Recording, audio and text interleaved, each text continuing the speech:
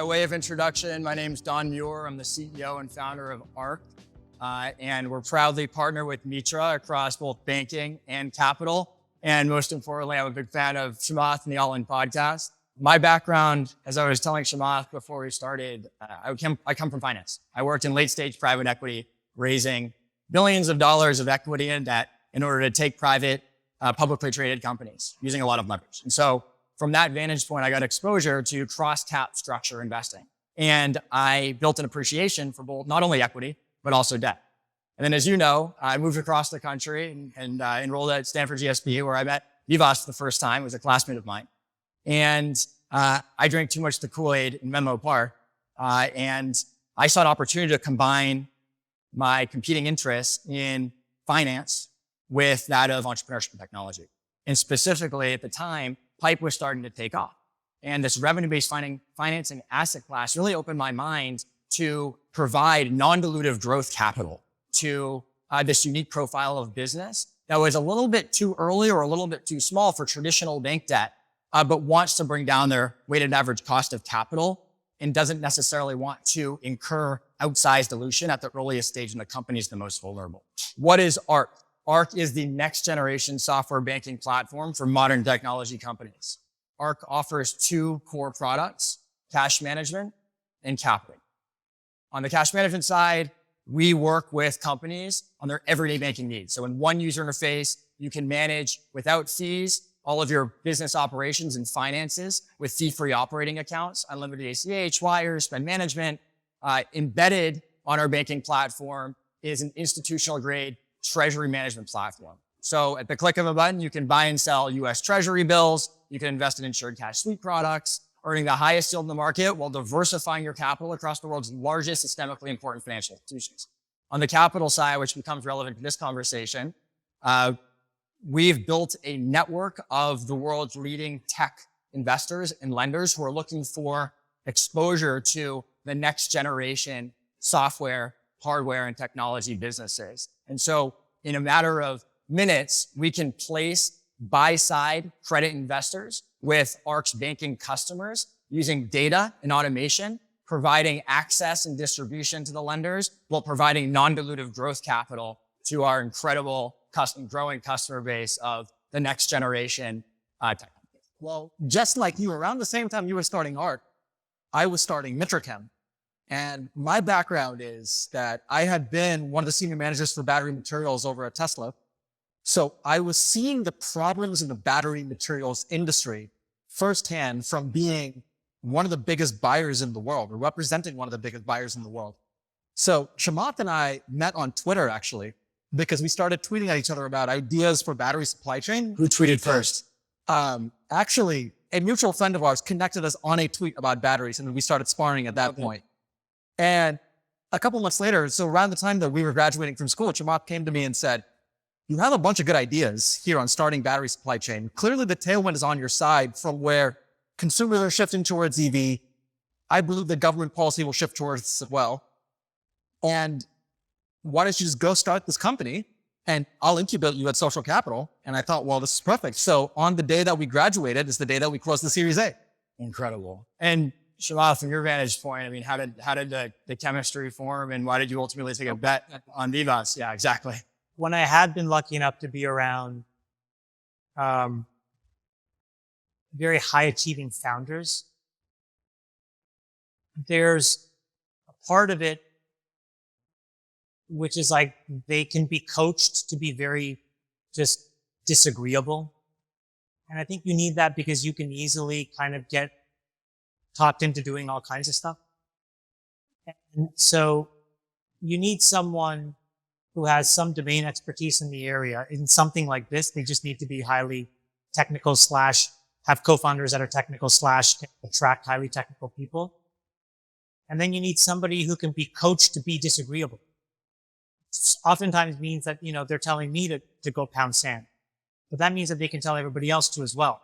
It's this whole idea, like it's what Topi Lutke of Shopify says. It's like, these are teams, not families. And I think people get that confused. So I saw a guy who could build a team. He wasn't coming here to like have a family and hug it out. And is there any major disagreement that Vivas has Oh, we brought fight to all the time. All the time. All the time. We fight all the time. Which is what you need. Like, my goal is to push him right to the edge, because he has to then get to a place where he's like, again, this is his different entrepreneurs I deal with differently. But with Vivas, what I've realized is you got to push him right to the edge. And there's a moment where he gets into fight or flight mode. Poor immigrant about to fail kicks in.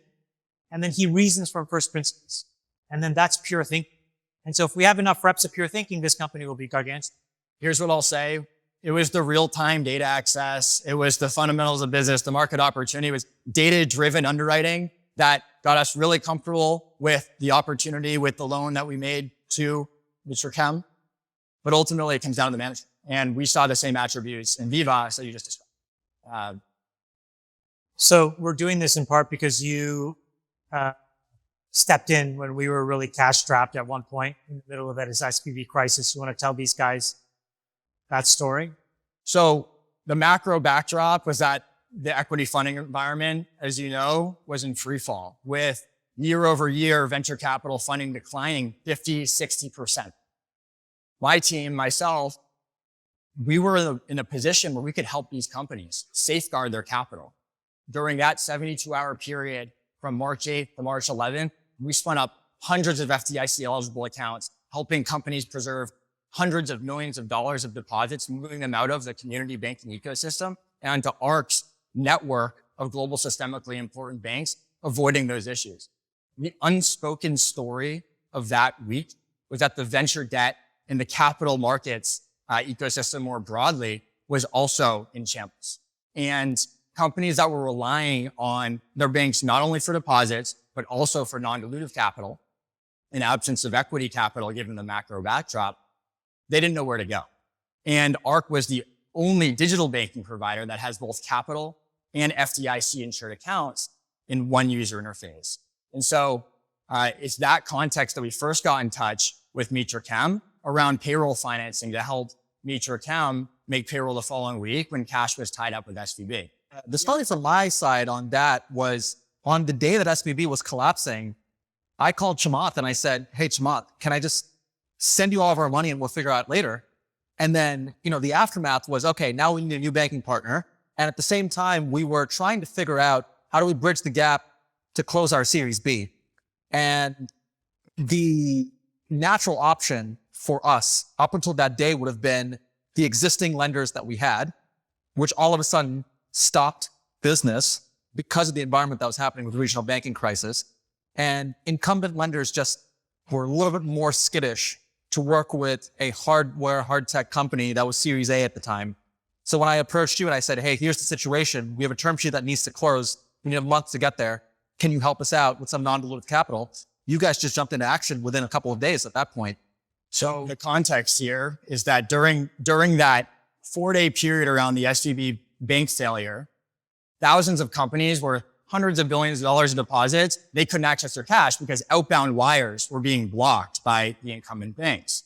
And over the course of that weekend, we spun up payroll financing. ARC was actually first to market, spinning up a payroll financing business, providing liquidity to all of these companies to ensure that they could make payroll the following week. Fortunately, the FDIC stepped in and backstopped all of these deposits, effectively eliminating that market overnight. But it allowed us to start building a relationship with companies so that they knew we were here to play and we're here to help companies weather the storm. And a few months later, we ultimately got in touch around the Series B, which it sounds like the timelines were dragging out. We were already ramped up in the business. We saw what incredible work you were doing, and we were in a position to help with millions of dollars in a matter of days, whereas traditional lenders just aren't set up to move that. The type of business that we run, we have to play this game of intercepting complex technical milestones with challenging partners with a complicated capital pathway that involves multiple different types of financing. And so when we were looking for a banking partner, it was not just where do we keep our cash, right? In the same way that we have a strategic finance partner, with Chamath having led our Series A, the banking partner had to be somebody to help us play in every single level of the capital stack, right? And so that's what I loved about the diversity of options that you guys had in your offering as well. I appreciate you saying that. I mean, the role of the regional banking system, the evolution of sector-specific banking like SVB, FRB, they served exactly that purpose for the last 4 decades. The question becomes, What's the next generation bank? Oh, so what are folks supposed to do now that both those banks have disappeared? So what we saw is $100 billion plus have moved over to the world's largest banks. It's my view that the next generation banking platform for Silicon Valley actually won't be a bank at all. It'll be fintech in partnership with the world's largest banks, because unlike traditional So like banks, a layer of software that wraps the GSIBs. and that's exactly what ARC is. We're not a bank. We don't have a bank charter, nor do we want one. What, I was always told, for example, that when you finance a company in Silicon Valley, it should always be equity. It should never be debt. But the reality is that there's just a lot of people that are much more comfortable investing for debt than they are for equity. And when rates are 4, 5, 6%, there's probably a ton of people that would take that exposure, especially because our risk would trade at a much bigger premium to that treasury rate. So, you think companies in Silicon Valley should take more debt? Because the classic sandhill thinking is we should never have term loans. We should never have venture debt. All of that stuff is basically poison, and it'll poison the cap table and it will eventually come back. And I find myself that I have that bias. So what is the better advice, do you think, in 2020? In 2021, when valuations were skyrocketing, equity was free. Founders, CFOs, they didn't consider the true cost of equity and of dilution, but as fundraising dried up, driven in part by rising interest rates, and valuations came back down to earth, equity is now more expensive and dilution, companies are more sensitive to dilution. Venture debt and debt more broadly allows companies to bring down their weighted average cost of capital and serves a specific need, not only to weather the storm and extend runway, but actually be used to deploy against daily operating expenses, blended with equity to bring down the overall cost of capital. What was broken with the way that like the SVBs of the world did venture debt versus how should it be done differently? Is it just the same product? Yeah, it's a really interesting question. So SVB dominated venture debt for decades. In fact, you could argue they invented the market. What's happened today is with SVB really not in the same dominant position they used to be. We've seen a whole bunch of new entrants enter the market looking for distribution. What are some? HSBC, Stifel, Citizens Bank just announced they're launching venture debt. We've also seen dozens of credit funds move into Silicon Valley seeking the higher yields that are now being offered in this higher rate environment. They want exposure to this asset class, but they lack distribution. And are these predatory deals? I wouldn't call them predatory. It's free market, and there's buyers and there's sellers, and it's on the teams and their equity investors to make the right risk-adjusted decision for the business. If you had the white sheet, what is the ideal debt product for a Silicon Valley startup?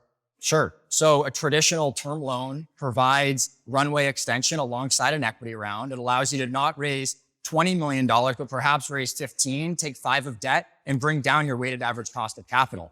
I mean, what are you pricing your equity at Social Capital? Well, I think we've definitely had an opportunity for us to reclaim a lot more ownership that we would have leaked out. So like as an example, I think like the average Series A, our ownership when I started the business in 2011 is probably in the high teens, low 20% for mid-single digit millions. And if you fast forwarded to, let's say November of 21, which is probably the peak, I probably have to write a $15 million check for low teens. So you can just see that so the risk equation completely inverted on us. We were writing 3 or 4 times as much money for half as much equity, which makes no sense. Your IRRs eventually just blow up. And then when you layer on top of that debt, if the company goes south, which many do, there's no way to actually get back any enterprise value because all of a sudden the debt owners hold the keys to the business, right? They own, the first lien effectively against all the IP, all the equipment, all of this other stuff. And now all of a sudden the equity was essentially worthless literally the day we wrote the check. And so the thing that I struggle with is like, there is no mechanism, I think, for these pre-revenue or, highly unprofitable businesses right now in the old model to take debt on in a way that isn't really cumbersome. Now, if there's a different way, almost sort of like how the AR financing products work, that could be really interesting. But it requires some deep underwriting by the lender, Here's my view of venture lending landscape in a post-SVB era. you have all of these new entrants who for the first time are spinning up venture lending teams. They've pulled talent away from the incumbents and now they're spinning up their own asset class in order to penetrate this market. Founders, on the other hand, with lower valuations, they're looking for venture debt to bring down their weighted average cost of capital, but now they don't know where to go. They don't know where their money is safe and where they can get the best terms in the market. And also probably to avoid a recap, right? Definitely. Definitely, like they just don't want the PR risk and the headache of just repricing their equity down 60%. Absolutely. Why raise a down round when you can raise venture debt, weather the storm, and then raise equity in a higher multiple environment? The issue is founders and CFOs, they don't necessarily know where to go. And that's where software and technology comes in. And specifically, that's where ARC comes in. What we've done is we've made a market with our capital business where we've aggregated all of this now fragmented buy-side lender demand. And we use real-time underwriting, AI, and ML to ingest raw financial data from our customers like Mitra Chem. And within days, we can provide indicative terms, the best terms in the market from our network of off-balance sheet lenders. And ARC will sit in the middle, owning the cash management relationship while ensuring that our customers are getting the best terms in the market. Do these always come with warrant coverage as well? It depends on the lender. And we can provide multiple offers, both non-dilutive at a headline cost of capital in terms of cash interest, and then perhaps some warrant coverage, but with a lower blended cost. It really comes down to the company. And because we're a software company and not a lender and not a bank, we can work with our customers who come first to ensure they're getting the terms that they need to prosper and grow. Well, I'll give you a founder's perspective on this. In the current environment, you are working really hard on individual equity relationships that are all highly diluted. Individual relationships for debt lenders, it's just not an option that we have, right? A one-stop shop that's an aggregated service across multiple different providers is exactly what I needed at that time. And even now, what I still need as I think about growing this business and bringing on additional capital equipment to finance to hit customer milestones. I think to take that one step further, having the capital business available as a feature of our banking platform is really the core value prop. Now, like the regional bank or sector bank model, you have one place you can come to safeguard your cash and also access the most competitive venture debt terms in the market. But unlike the traditional banks, you also can have a bleeding edge product experience with much better UI, UX, dedicated relationship managers, and the highest economics yield in the market. To me, like the best product, and obviously this is on the company side, which may make no sense to you or to your lenders, is something where you can blend down the dilution. So as a Series A investor, the most expensive dilution is typically the B, because the B is really that critical point in the, it's the critical node in the game tree where you mostly fail.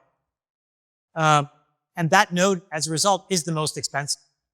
And it would be great for to the Series A investor, because then you get this escape velocity, and now the dilution is, 1, 2, 3, 4, 5% in the C, D, E, F. It's irrelevant.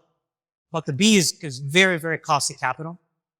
And the product that I would want is I would love to take all of my Series A companies and basically say, okay, I put this money, here's this next financeable milestone. It's going to require, I'm going to make a number up, $20 million. But it's that 10 million of debt that would be amazing.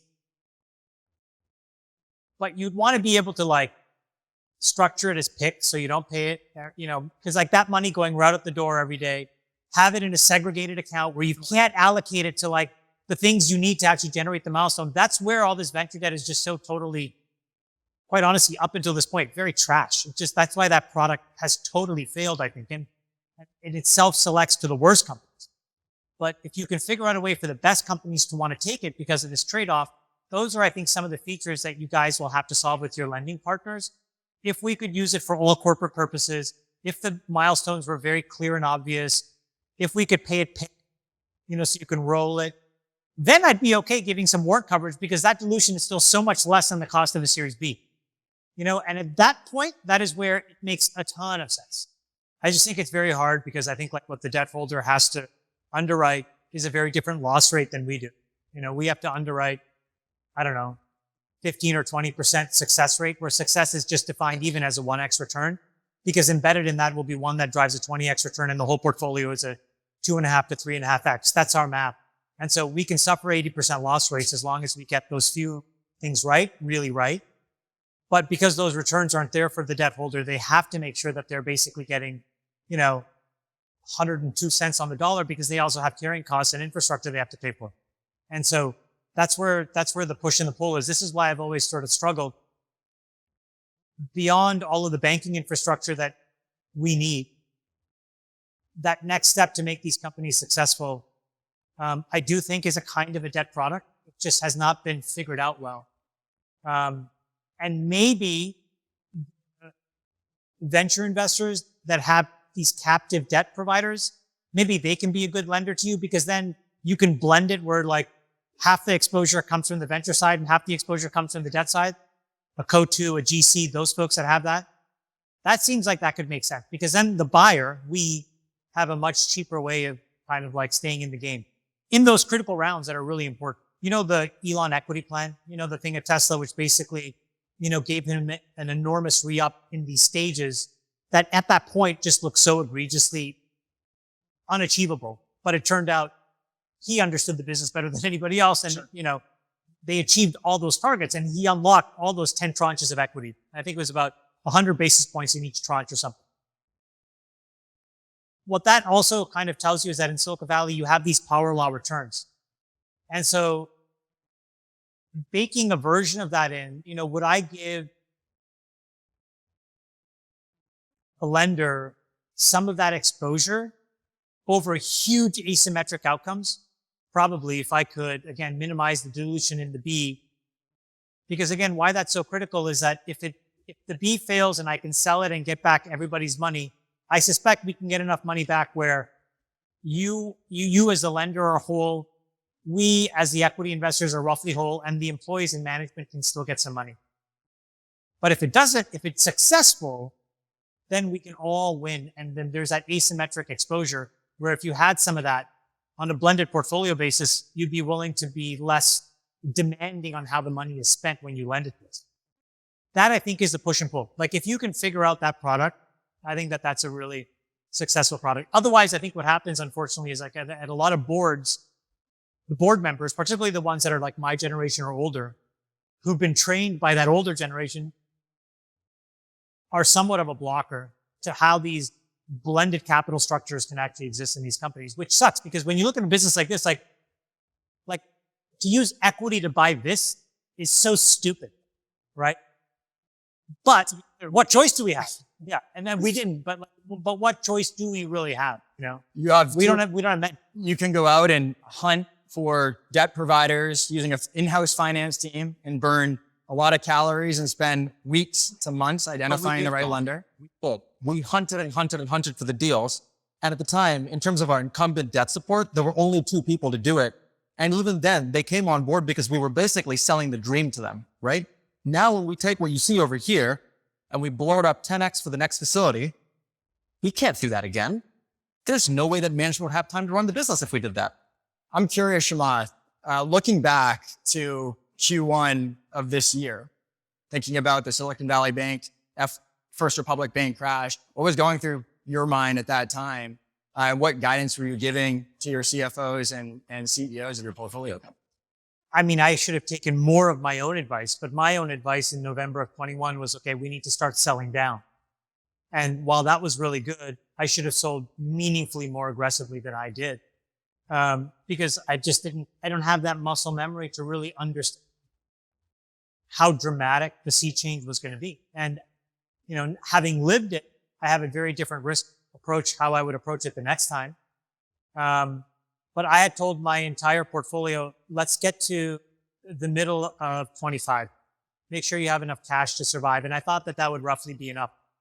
But look what's happened. It's like, we have reemergent inflation of some kind, or at least some sticky form of it. We have a dragging hot war. We have theoretically, as of today, the beginning of a second hot war. By the mid, 2020s, a lot of people think we could have a third hot war in China and Taiwan. So I don't know. Now I think I was wrong by at least a year, maybe 18 months. Maybe all startups should have enough cash to get to the end of 26. But that's just not feasible unless you're going to run it on a skeleton team. And then it goes back to what you said. Will you have any financeable technical milestones that anybody cares about? Probably not if you're just trying to make the cash last. So what are you supposed to do? So I find it a really, really challenging moment in our ecosystem. And it's funny because I think most people would say that, okay, most of the hard work is done. And I would say, no, I actually think the real pain is coming.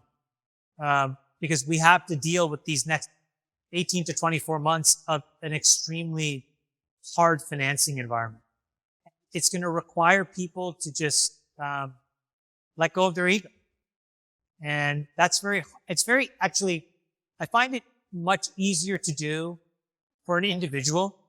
I find it basically impossible to do as a collective group, especially if the collective group is anchored particularly to like a price and a valuation. You're referring to founders specifically. Founders and boards. I think like those are highly dysfunctional kabuki theater-like environments. And so, those group collectively, I think founders have less to lose actually, but I think that, board members oftentimes have a lot to lose. Because a lot of their own political capital, right, the kabuki theater they play inside of their own partnership is derived from the valuation they get from this company or that company, right? This partner is great. He or she did this. That partner sucks because he or she did that. And so that's the political dynamics inside of a partnership. And now all of a sudden, do you flip it upside down because this company looks trash and that company actually manages to become cash flow positive? And so then this person's on a warp path to destroy that. I mean, typical corporate politics. So I think that's what's probably roiling most of these Silicon Valley partnerships. And yet you have to continue to build things of value. So I don't know how that gets navigated. Our shop is a little different because it's our own money. And the single biggest thing that it allows us to do, although we don't do it well, is we carry a portfolio at our cost basis. And now, when things get flexed down under our cost basis, we reflect. But when things flex up, we do not. And so I have a basis of paid-in capital. That has probably saved us more brain damage than anything else. Now, I used to run money on behalf of myself and other partners. And that capital pool, I did flex up because when it's not your own money, accounting law says when it goes from $1 to $2, you need to give everybody a K1 that says it's $2. Well, guess what? It's now back and forth.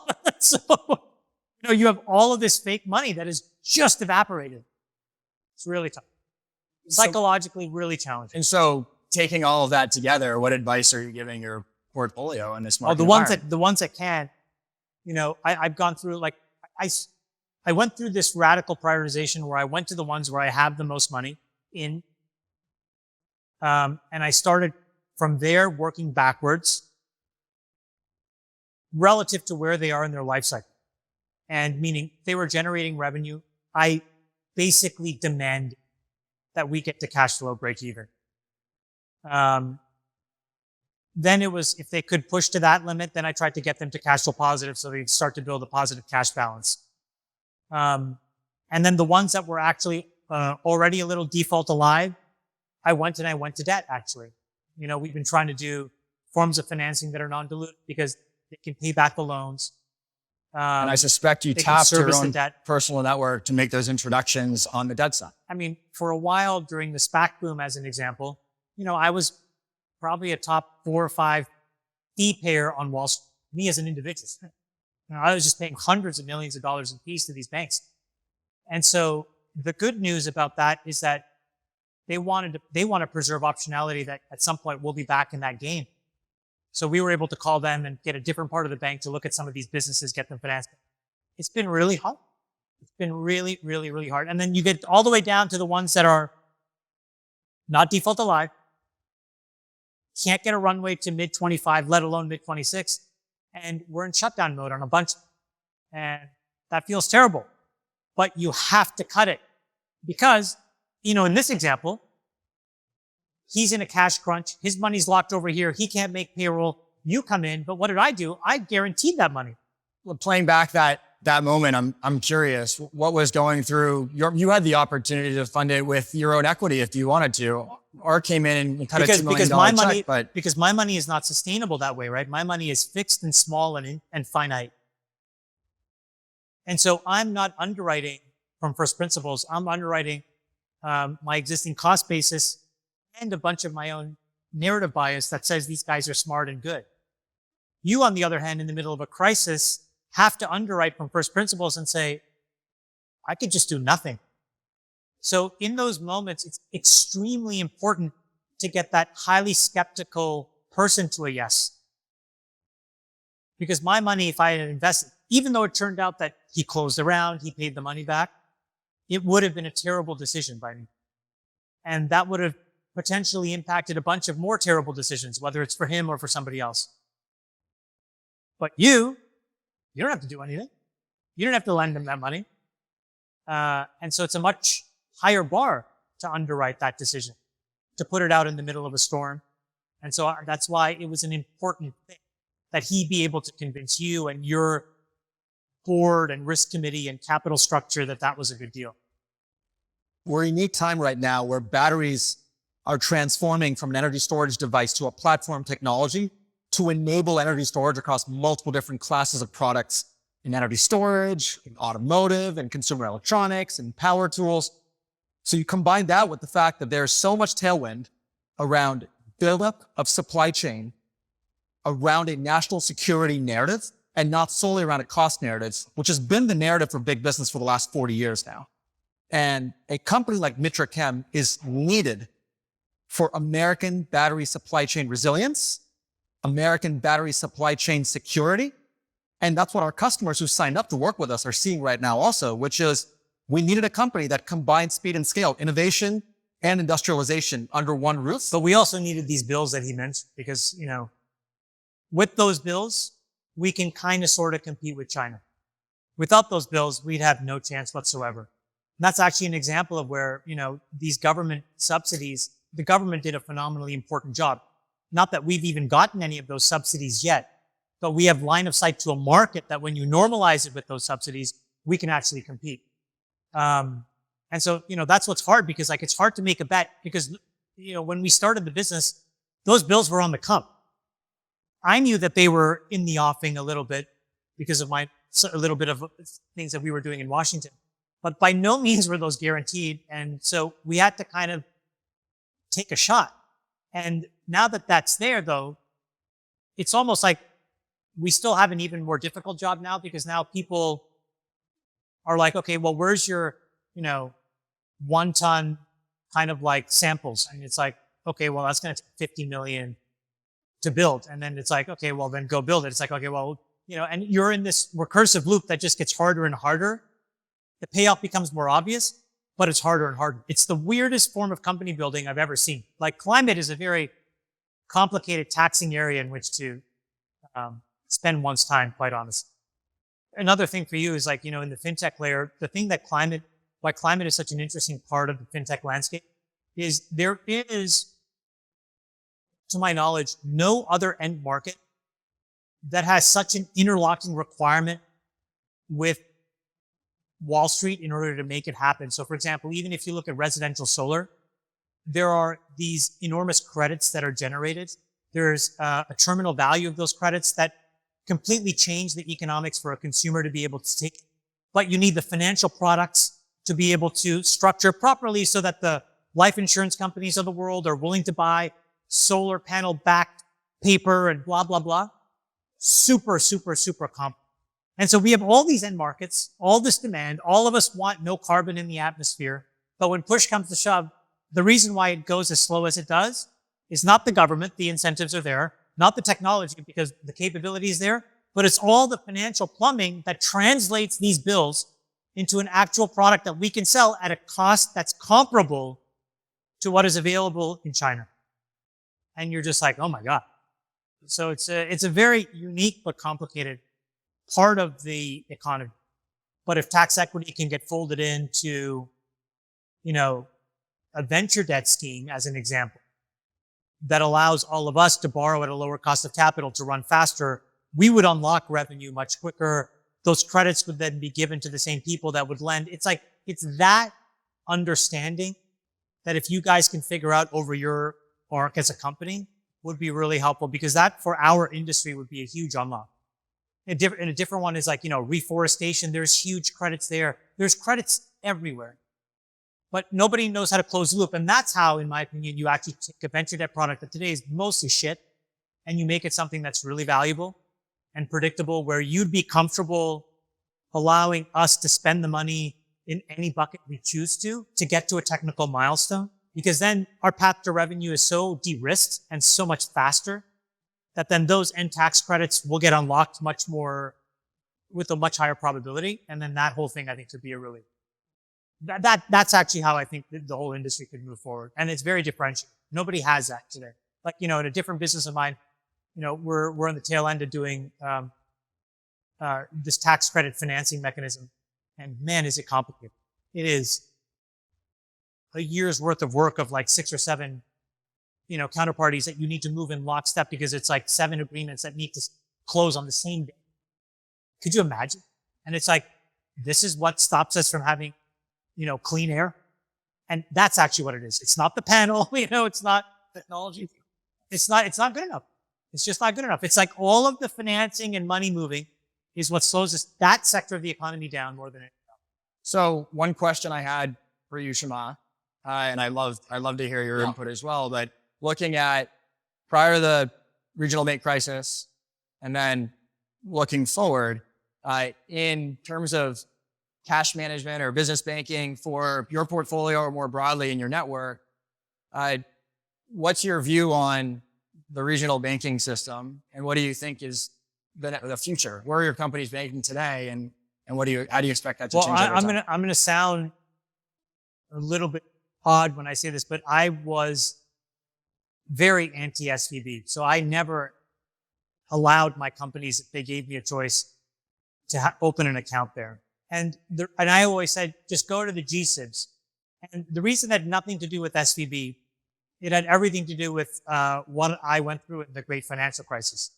And in the GFC, a bunch of my friends who were running funds, who were on the cap table of Facebook where I worked at the time, even us as, when our banking partners, there was this moment of calamity over a few months where I remember one of my friends who runs a very well-known tech investment business wasn't sure after Lehman went under whether their institutional brokerage account would be even unlocked.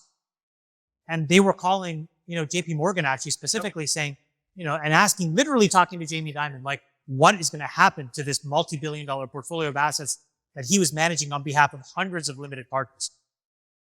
And I was shocked that in America, you could have a moment like that. So fast forward in 2011, when I started our business, I had a very simple rule, which is, this is not where we are underwriting an edge.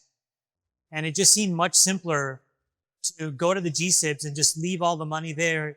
And everybody would say, oh, the software is not as good, that this is not as good, that is not as good. And I'm like, yeah, but this is all about tail risk. And so that really helped us. We had very, very little exposure. Very few of our companies were on SVB or First Republic. And if they did, it was all stub amounts. And I think that was, thankfully for us, they were never an LP of ours, when we had outside capital. So we had kind of firewalled ourselves away from that ecosystem. And more generally, it just seemed like the regional banks were not particularly well, the oversight was poor. And that there was lots of incentives to allow a different version of the same problems build up. And so we've always been a little skeptical of that whole, ecosystem. So we never really were that, thank God, exposed. Most of our money was at B of A. It's not even foresight to just manage tail risk. You know what I mean? Like, I think it's like if you're the CFO of a company,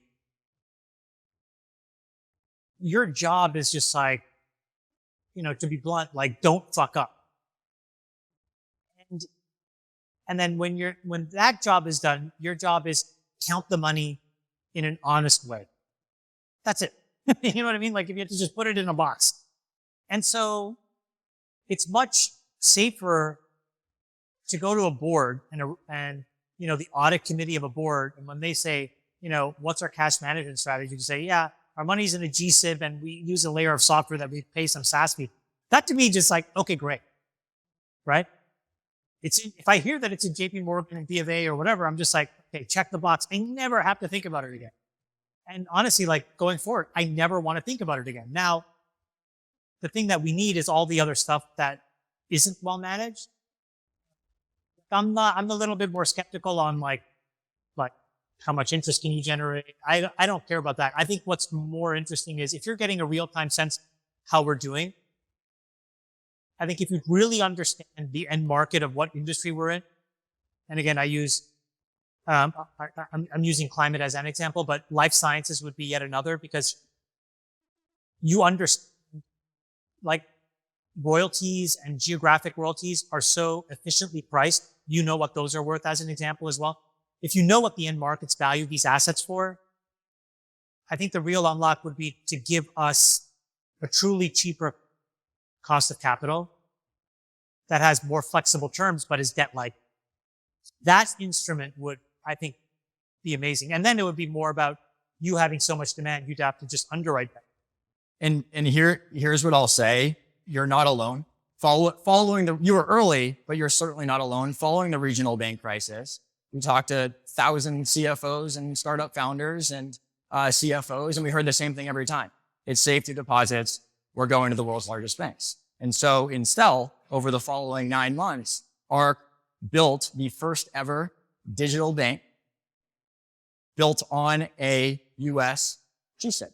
And so with Arc Platinum, which we finally unveiled to the world just a few weeks ago, it's the first ever software banking platform built on the world's largest banks. And so for the first time ever, CFOs don't have to make a trade-off between the safety of their deposits, their user experience, access to capital, and a customized experience purpose-built for hyper-growth, cash-burning technology companies. We're calling it the first board-approved bank, and it sounds like that resonates with you. Don't fail. Do more. It's a pleasure to work with you, Chamath, as a strategic partner, and with you increasingly as a strategic banking partner for us as well. Obviously, to go on the journey as a founder together from... You guys really helped us in a critical moment, so thank you. To go on this founder journey together, also with you, a friend from the time when we went to school together, has been amazing. And yes, you were there for us in a time of need. We will not forget it. Glad we could play a small part in the journey. I'm excited to scale together for the years to come.